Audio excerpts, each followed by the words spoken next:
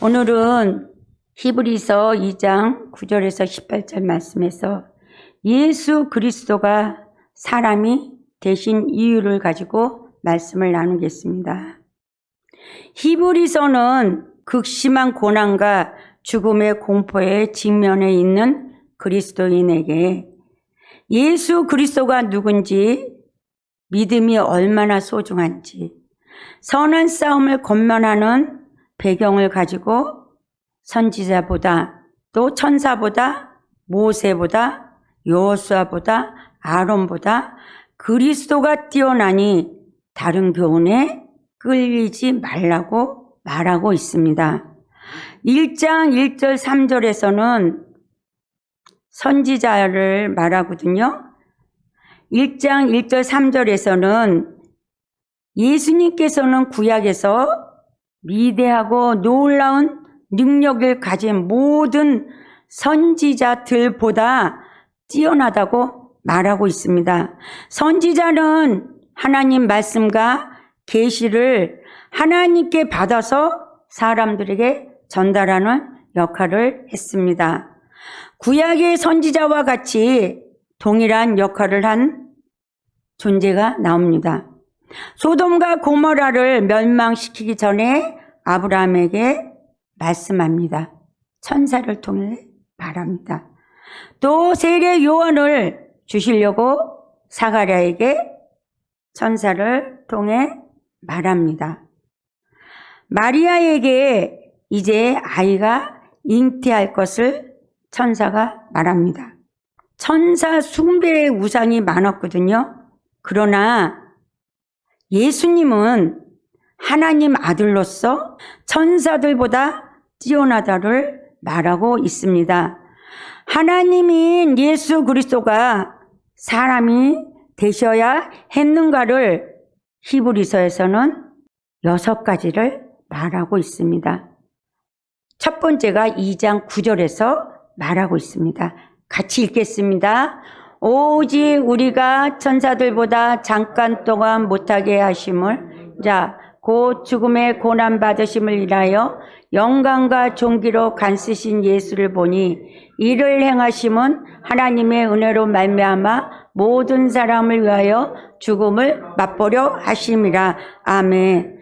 하나님의 은혜로 말미암아 모든 사람을 위하여 죽음을 맛보게 하시려고 사람으로 이 땅에 오셨다고 말씀하고 있습니다. 하나님 예수 그리스도가 왜 굳이 사람이 되셔야 했나요? 오늘 말씀에서 예수 그리스도께서는 처음부터 죽기 위해 오셨다고 말하고 있습니다. 우리의 왕은 처음부터 이 땅에 영광과 존귀와 찬양을 받기 위해 오시지 않았다고 오늘 말씀에서 말하고 있습니다. 처음부터 죽기 위해, 자신을 버리기 위해, 수치와 거절과 침뱉음을 받기 위해 오셨고 살기 위해 오시지 않았다고 말하고 있습니다. 그럼 꼭 예수 그리스도가 죽어야 하나요? 하나님은 죽을 수가 없기 때문에 사람으로 오신 것입니다. 그럼 예수 그리스도가 죽어야 하나요 하고 의문할 수 있지만 유언 있잖아요. 유언은 죽어야 효력이 발생합니다. 하나님의 약속한 말씀을 이루기 위해서 히브리서 9장 16절에서 17절에서 말씀합니다. 보겠습니다. 제가 먼저 읽겠습니다. 유언은 유언한 자가 죽어야 되나니, 유언은 그 사람이 죽은 후에야 경고한즉 유언한 자가 살았을 때에는 언제든지 효력이 없느니라. 아멘. 유언을 우리 성경 책 맨 밑에 보면 또 언약이라고 나와 있습니다. 하나님은 그의 백성에 유언합니다. 내가 반드시 너를 살려내. 너 죄 가운데 죽음 가운데 반드시 살려서 구원할 거야 하고 말씀하십니다. 하나님께서 그의 백성에게 유언을 했다고 말씀합니다. 하나님께서 하신 유언을 이루시기 위해서 사람으로 오셨고 언약을 성취하기에 그분이 죽으셔야 했습니다. 그분이 죽으심으로 말미암아 우리가 생명이 주어지고 그분이 버려짐으로 말미암아 우리가 용납되었고 그분이 찢겨심으로 말미암아 우리가 나음을 입었고 그분의 수치를 당하심으로 우리가 존귀를 입었습니다. 그분이 죽으심으로 말미암아 예수 그리스도의 생명이 나의 것이 된 것입니다. 에베소서 4장 1절에서 2절 말씀을 같이 또 보겠습니다. 제가 먼저 읽을게요. 그러므로 주 안에서 갇힌 내가 너희를 권하노니 너희가 부르심을 입은 부름에 합당하게 행하여 모든 겸손과 온유로 하고 오래 참음으로 사랑 가운데서 서로 용납하고. 아멘. 사도 바울은 부르심에 입은 부름에 합당하게 행하라고 말합니다. 그러면서 권면하는데 첫 번째가 겸손을 말합니다. 사도 바울 당시에 로마사에서는 자기를 낮추고 다른 사람을 높이는 거 겸손은 미덕이 아니었습니다. 오늘날에는 겸손이 덕목이 굉장히 덕스럽지만 사도 바울 당시 로마 시민사회에서는 노예 따위나 할 수 있는 것이었습니다.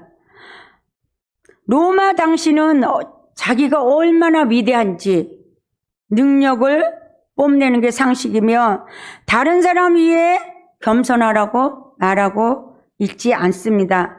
그런데 왜 사도 바울이 겸손하라고 했을까요? 다소 출신으로 그 당시 엘리트 출신으로 엘리트 교육을 받은 그 당시 문화와 사회를 아는 사람이 사도 바울입니다. 그때 누구도 겸손을 말하지 않았지만 사도 바울은 겸손을 말합니다. 우리 주 예수 그리스도께서 그렇게 사셨기 때문입니다. 예수님이 잡히시기 전에 마가의 다락방에서 제자들과 같이 모였을 때 발이 더러웠을 것입니다. 그런데 어느 누구도 발을 닦지 않습니다. 그럴 때 주님께서 허리에 수건을 두르시고 제자들의 발을 씻기는 겸손을 보이셨는 것을 우리가 알고 있습니다. 그렇기 때문에 사도 바울이 우리 주 예수 그리스도께서 그렇게 사셨기 때문에 겸손하라고 말하고 있는 것입니다. 우리도 주님을 따르는 제자로서 누가복음 9장 23절 24절에 말합니다. 아무든지 나를 따라오려거든 자기를 부인하고 날마다 제 십자가를 지고 나를 쫓을 것이니라. 누구든지 제 목숨을 구원까지 하면 잃을 것이요 누구든지 나를 위하여 제 목숨을 잃으면 구원하리라고 말씀합니다. 우리는 말씀에 순종함으로써 주님의 그 이루시는 말씀을 따라가는 저와 여러분이 되시길 바랍니다. 또 두 번째로 2장 14절 말씀을 보겠습니다. 같이 읽겠습니다. 자녀들은 혈육에 함께 속하였음에 그도 또한 한 모양으로 혈육에 함께 속하심은 사망으로 말미암아 사망의 세력을 잡은 자 곧 마귀를 없이 하시며 아멘. 사망의 세력을 잡은 자 곧 마귀를 없이 하시려고 사람이 되셨다고 말씀합니다.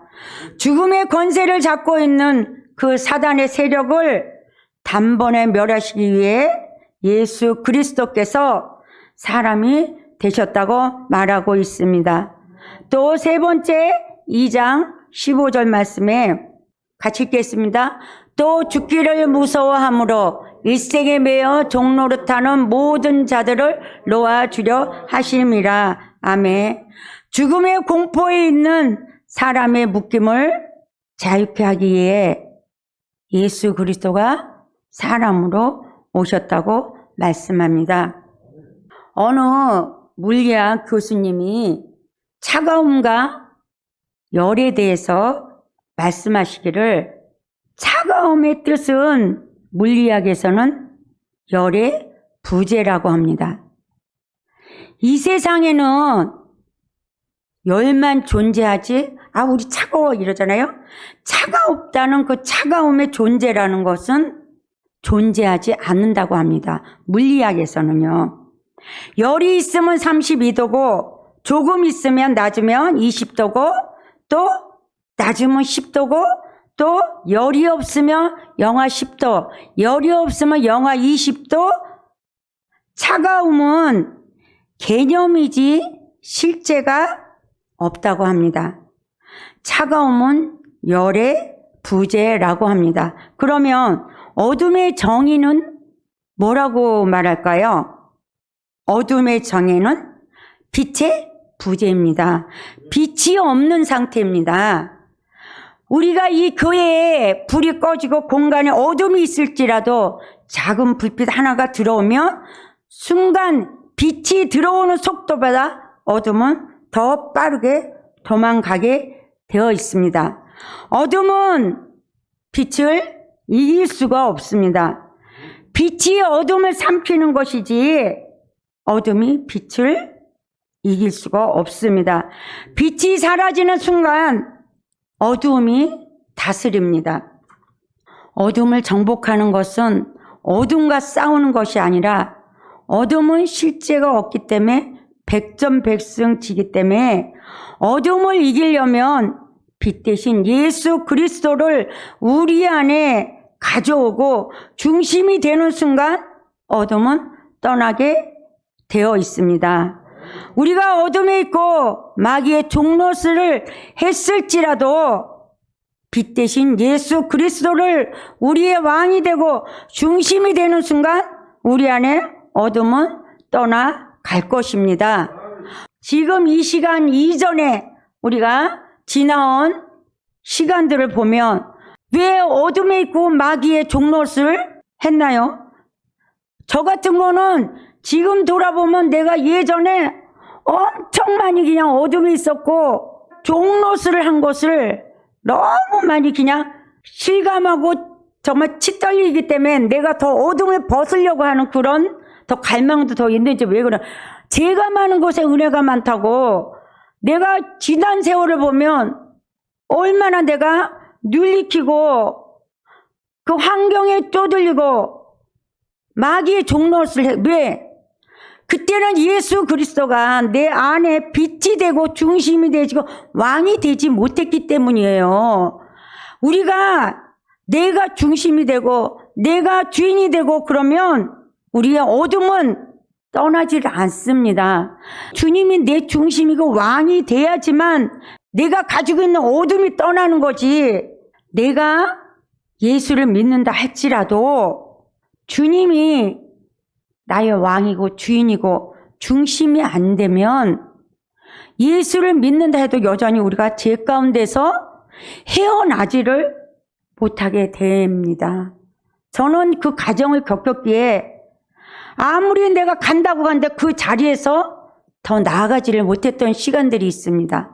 근데 내가 주님이 왕이 되고 내 일생을 주님한테 맡겼더니 내가 이기지 못하는 어둠, 그것이 나를 잡고 있는 어둠, 그 속에서 우리가 나올 수가 있습니다. 그럼 죽음이라는 정의는 또 무엇일까요? 생명의 부재입니다. 생명이 없는 상태가 죽음입니다. 예수님이 생명이기에 요한복음 11장 25절에서 26절 말씀에 제가 읽겠습니다. 예수께서 가라사대 나는 부활이요 생명이니 나를 믿는 자는 죽어도 살겠고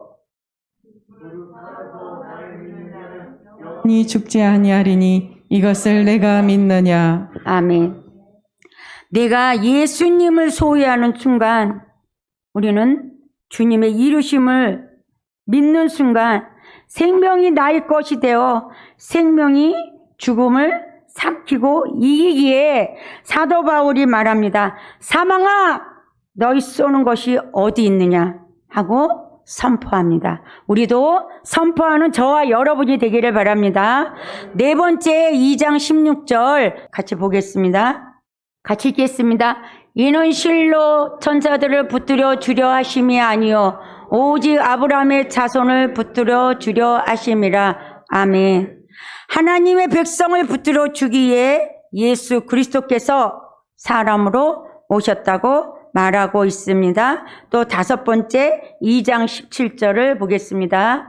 같이 읽겠습니다. 그러므로 저가 범사의 형제들과 같이 되심이 마땅하도다. 이런 하나님의 일에 자비하고 충성된 대제사장이 되어 백성의 죄를 구속하려 하심이라. 아멘. 백성의 죄를 속량하시기 위해 예수 그리스도께서 사람으로 오셨습니다. 또 여섯 번째 마지막 2장 18절 말씀을 같이 읽겠습니다. 자기가 시험을 받아 고난을 당하셨은즉 시험 받는 자들을 능히 도우시느니라. 아멘. 시험 받는 자를 도우시기 위해 예수 그리스도께서 사람이 되셨다고 말씀합니다. 예수님이 고난, 아픔, 배고픔을 주님이 아실까요? 아시죠? 예수님이 40일 밤낮으로 금식하실 때, 줄이셨을 때 사단이 시험하지 않았습니까? 또 예수님이 잡히시기 전에 겟세마네에서 기도합니다. 하나님, 이 잔을 내게서 지나게 하옵소서 하고 기도했습니다. 예수님이 인간의 고통 앞에서 얼마나 나약함을 아십니다. 그래서 주님은 우리를 도와주시려고 이 땅에 인간이 되셔서 오셨다고 말씀하고 있습니다. 또 예수님이 배신도 압니다. 밀었던 가룟 유다와 베드로에게 배신을 당하셨습니다. 베드로가 두려워서 예수님을 부인했을 때 저주했다고 말하고 있습니다. 예수님은 믿었던 사람에게 당하는 배신을 아십니다. 또 예수님께서 애비 없는 자식을 아십니다. 예수님이 12살 이후로는 요새 아버지가 성경에서 나오지 않습니다. 성경학자들은 아버지 목수 요셉이 소천했을 거라고 말합니다. 마가복음 6장 3절에서는 말합니다. 예수님을 마리아 아들 목수라고 말합니다.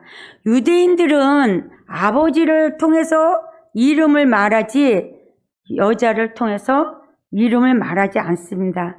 예수님 당시에는 여자들은 사람으로 취급받지 못했기 때문에 오병이어 기적에서도 남자만 5,000명이 되었다라고 말하고 여자는 사람 개수에도 나오지 않았습니다.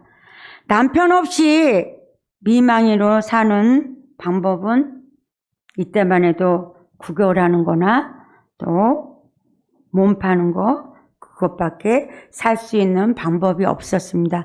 그러니 예수님이 자연히 가정을 꾸렸겠죠. 예수님이 시험을 받았기 때문에 고난을 당하셨기 때문에 그거를 아셨기에 능히 우리를 도우십니다. 오늘 말씀을 통해서 예수 그리스도께서 이 땅에 사람으로 오셔서 우리를 위해 죽기 위해 오셨습니다. 사실 나 때문에 누가 죽어주나요? 저는 이 말씀을 준비하는데 예수 그리스도가 이 땅에 오셔서 우리에게 이렇게 해주려고 오셨는데 사실 우리가 주님의 그 이루심을 우리가 다 알지는 못하지 않습니까? 조금 알면서 가는 거지만 누가 우리를 위해 죽어줄까요? 저는 그런 생각이 들더라고요. 누가 나를 위해서 죽어줄까? 그러면 이 말씀이 생명이 돼서 주님이 그 이루심을 우리가 믿고 가는 것이 주님 앞에 하는 예의라 그럴까? 그런데 우리가 이 말씀으로 들어가지 못하고 가지를 못하고 주님과 더 깊이 연합되지 못하는 것은 우리가 마귀의 종이었다는 것을 기억하는 저와 여러분이 되기를 바랍니다. 우리가 이 말씀을 통해서 더욱더 주님을 알고 깨닫고 만나고 감으로써 좀 우리 삶 가운데 주님이 예수 그리스도께서 이 땅에 나를 위해 오신 게 죽기 위해 오셨고 내가 마귀의 종노릇했던 나를 없이 하게 하시려고 오셨고 종노릇하는 모든 자를 놓아주기 위해 오셨고 하나님의 백성 붙들어 주기 위해 오셨다고 말하고 백성의 죄를 우리의 죄를 속량하기 위해서 오셨고 시험 받는 자 예수님이 시험을 받으셨기 때문에 시험 받는 자의 그 마음을 아픔을 아시기 때문에 도와주려 사람으로 오셨다고 말하고 있습니다. 그래서 주님이 우리의 도움이십니다. 주님이 우리의 빛이셔요. 우리가 우리의 도움 되신 주님 앞에 나가는 저와 여러분이 되기를 바랍니다. 말씀을 마치겠습니다. 우리의 왕 예수 그리스도께서 나를 위해 사람으로 오셨음을 믿고 길과 진리요 생명 대신 주님 앞에 나가 마음을 토함으로 주님을 만나고 발견하고 주님의 이루심을 믿고 나가는 저와 여러분이 되시길 바랍니다.